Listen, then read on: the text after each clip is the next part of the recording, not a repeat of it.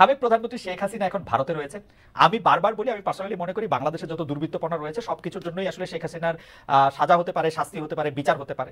আহ, কিন্তু মোদী সরকারের সঙ্গে আমরা দেখতে পাচ্ছি যে ডক্টর ইউনূস সরকারের সম্পর্কে ঘনিষ্ঠতা নেই যতটা ছিল হচ্ছে শেখ হাসিনা সরকারের সঙ্গে তার ঘনিষ্ঠতা।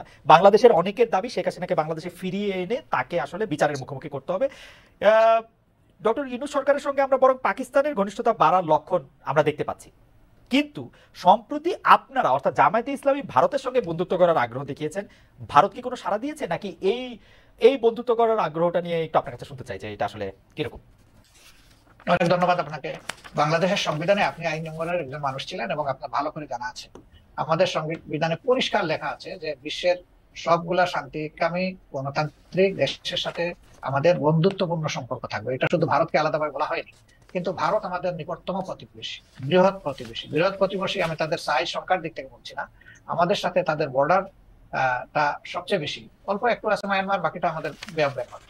তো এই জায়গায় আমার প্রতিবেশী তো আমি বদলাতে পারবো না, যে কথাটা আমি সবসময় বলি। প্রতিবেশী তো আমার প্রতিবেশী থাকবে। প্রতিবেশী যদি শান্তিতে থাকে আমিও শান্তিতে থাকবো। আমি যদি অশান্তিতে পড়ে যাই আমার প্রতিবেশীও শান্তিতে থাকতে পারবে না।